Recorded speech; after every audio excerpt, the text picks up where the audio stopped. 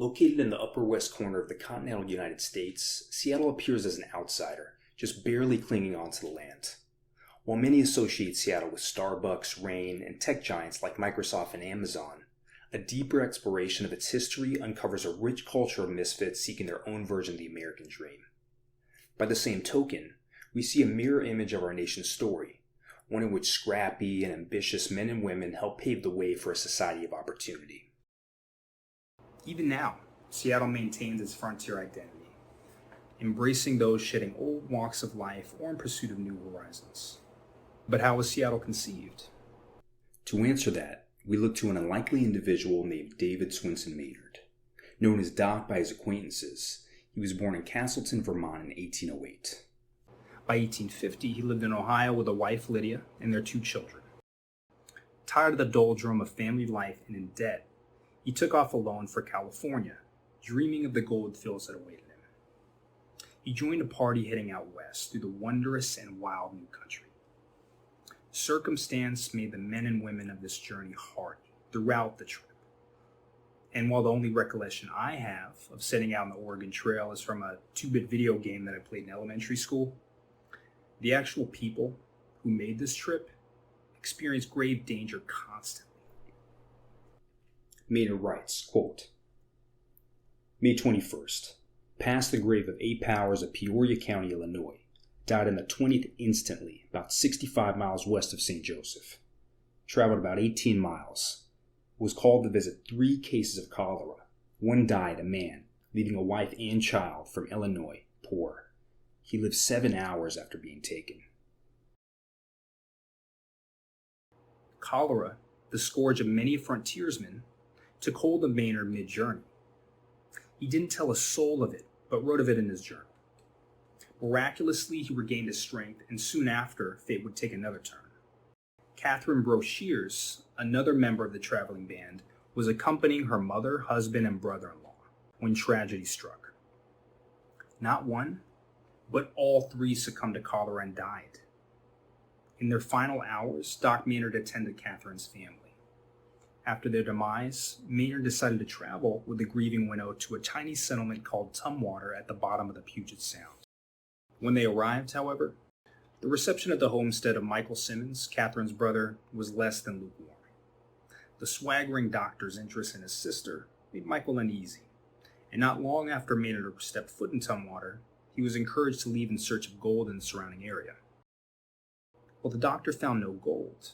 What he found was a dramatic change of scenery. Dry plains gave way to lush forest hillsides overlooking the breadth of the Sound, a 100-mile stretch of water that opens into the Strait of Juan de Fuca. The weather, wet.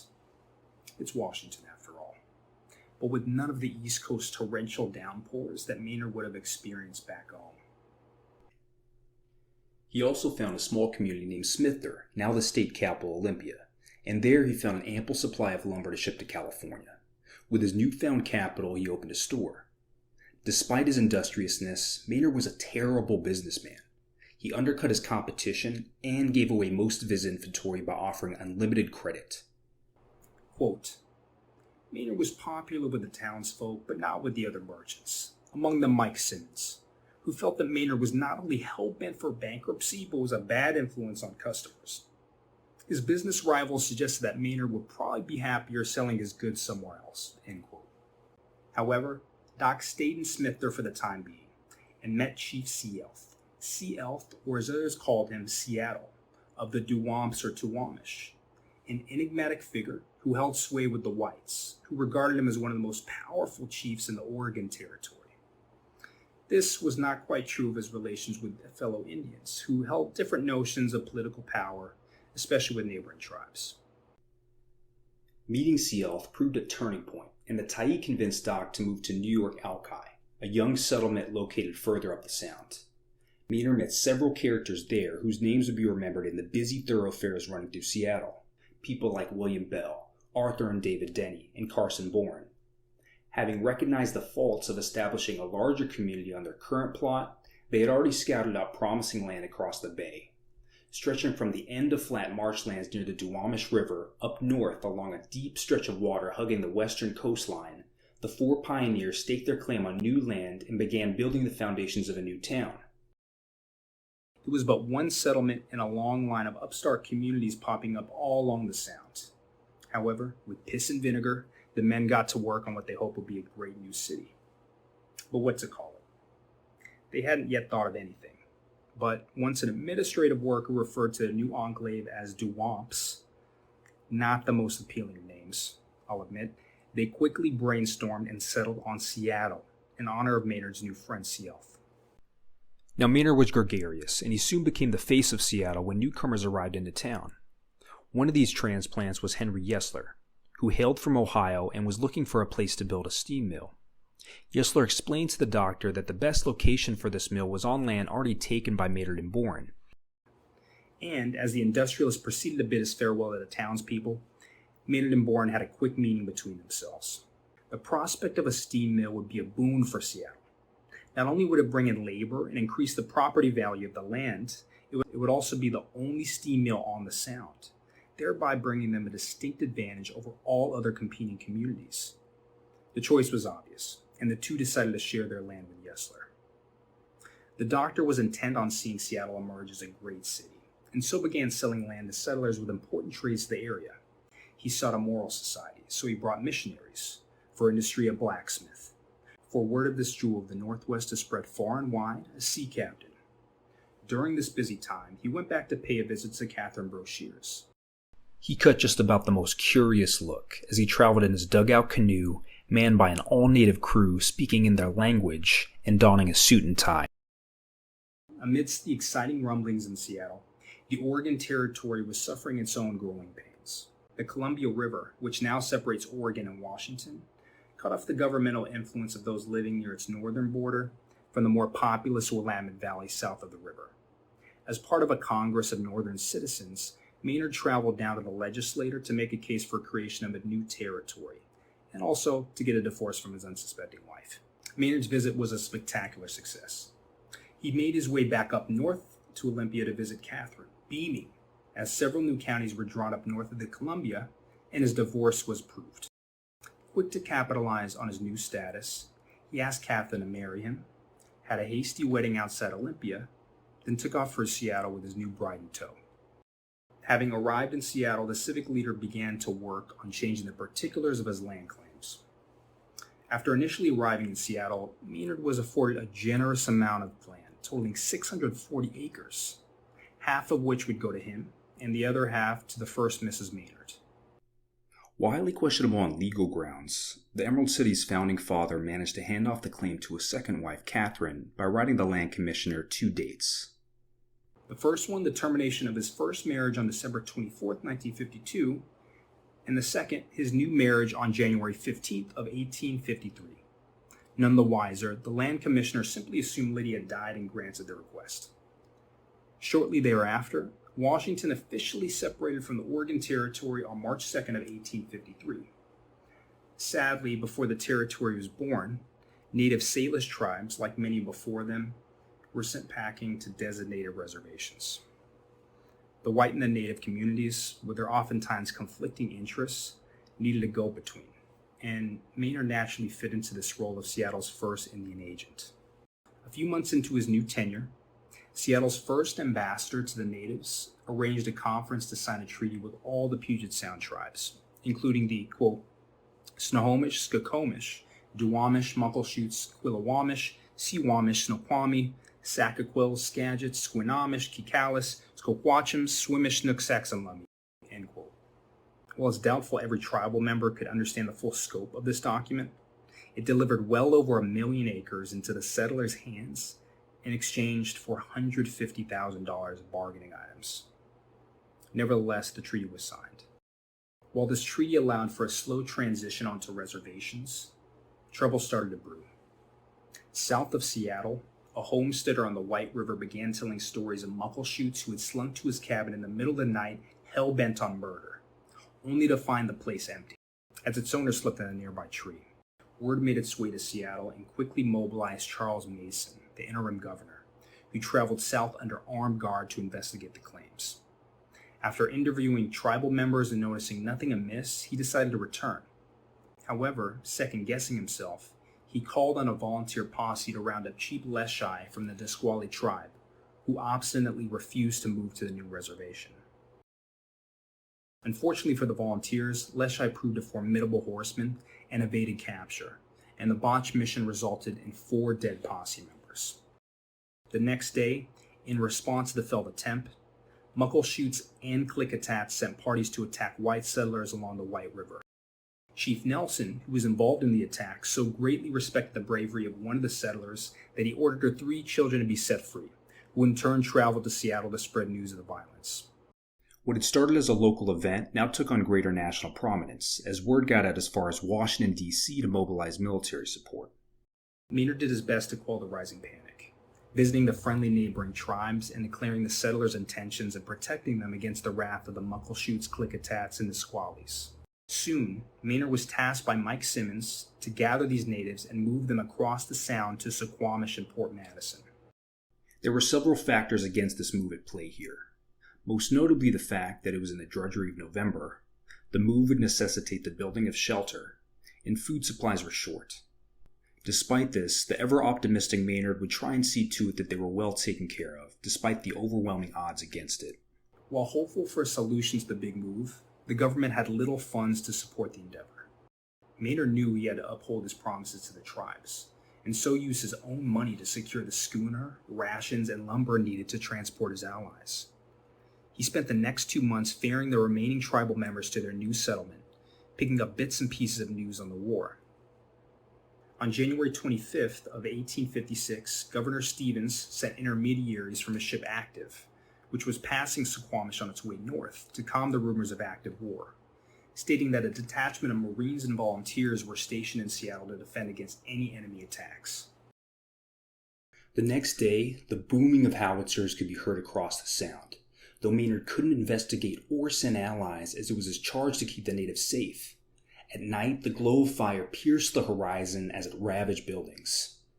To Maynard, it seemed as if this blooming town which he helped create would soon be nothing more than a smoldering shell. Luckily, the next day, Maynard learned that the battle's bark was far more terrifying than its bite. Enemy forces had made their way into the wilderness to the east of Seattle. Friendly natives warned those inside Seattle's blockade, and quickly settlers, volunteers, and Marines readied themselves for the hostiles. The battle began with the Marines opening small arms fire and sending out shells from the howitzer, but proved to be little more than sporadic fighting from each side. While the friendly forces made no move to leave their defensive position to get closer to the enemy, the hostile natives also made no crack in invading the stockade. Alternating fighting continued throughout the day until dinner time, when both sides postponed for dinner. Having been sufficiently satiated, there were a few more shots post-dinner, and then the enemy forces slipped back into the night, but not before torching a couple of the settlers' buildings. After accounting for the day's losses the next morning, there were but 2 casualties, yet the long-term consequences of the war were heavy for the settlers. Many of their homes were destroyed, and overwhelming insecurity gripped them, as the valleys outside the walls of the town loomed menacing and could cloak innumerable numbers of natives hostile to their white counterparts. One of the opposition's figureheads, Chief Leshai of the Nisqually, was captured during this time. Chief Leshai's nephew, Sluggia, in addition to having an unfortunate name, proved also to be a traitor, and turned in his uncle to the authorities at Fort Steilacoom, and for his part received 30 blankets for the deed. Leshai was then sentenced to death for the murder of an officer during the war. Maynard protested Leshai's sentence, assuming it was no more than an attempt to scapegoat the chief in his tribe's antagonistic stance in the aftermath of unfair treaties against Leshai and the other tribes. Appeals were made and the execution was delayed for another 6 months. However, on February 19th of 1858, Chief Leshai was sent to the gallows. His executioner admired the man's stoicism, saying, quote, "He was as cool as can be, just like he was going to dinner. He did not seem to be the least bit excited at all, and no trembling on him at all, nothing of the kind. And that is more than I could say for myself. I felt I was hanging an innocent man." End quote. Having completed his duties in Nisqually, Doc Maynard returned to Seattle amidst the antagonistic atmosphere of fearful whites and carried with him the stigma of an Indian lover. Many of those in the community turned their backs on this once popular man about town. And as an added bonus, the government failed to reimburse him for the money he spent in his recent endeavors. Big changes were on the horizon with the abolitionist movement in full swing, and Maynard, a Democrat and proponent of states' rights, found himself further ostracized from the political and social climate of his peers, many of which were Republican.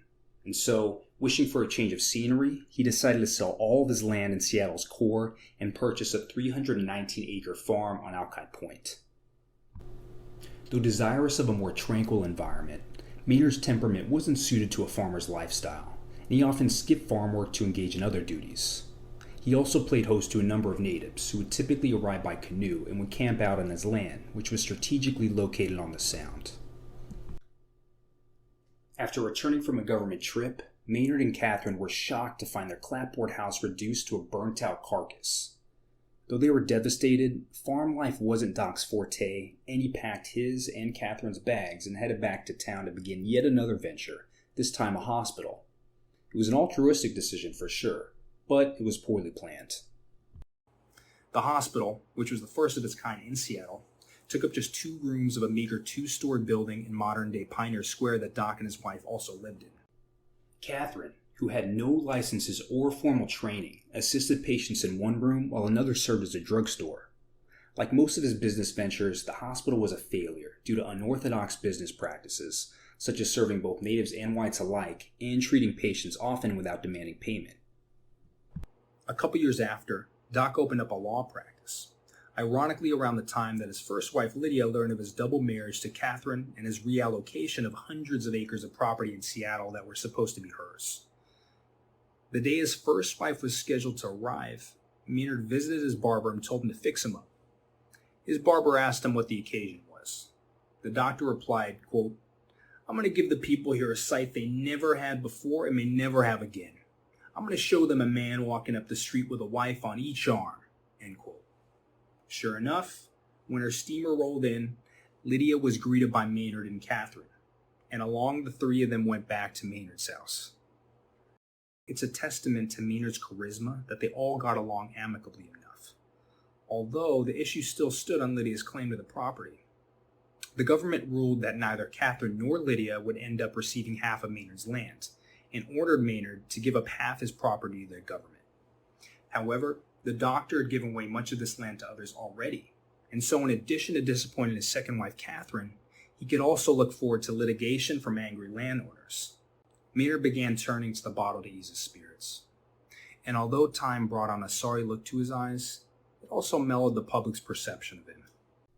Perhaps now people could finally see this man as an integral part of Seattle's any place or anybody, who gave freely to others without expecting much back, from either the government or the public, time and time again. One could excuse Maynard for being angry at the government and its officials for countless wrongs against him. One day before boarding a boat, he stopped by the post office to pick up mail. The door was locked as the postmaster was sorting his packages and letters. Maynard's boat was set to leave, and he asked for his mail, to which he was told that he'd have to wait like everyone else. Enraged, Maynard kicked the door down and grabbed his mail before taking off to Olympia.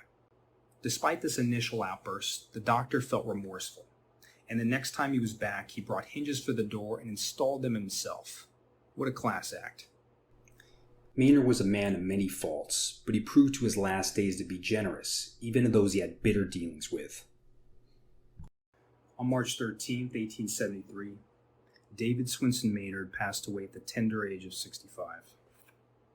The fitting tribute that had eluded him in life came to pass in death, and the entire populace came to his funeral to pay their respects. In the words of one speaker, quote, "Without him, Seattle will not be the same. Without him, Seattle would not have been the same. Indeed, without him, Seattle might not be." End quote. And that does it for the story of Doc Maynard. Thank you so much for watching. Please like, comment, subscribe, and stay tuned for more stories like this on history's events, personalities, and curiosities. Take care.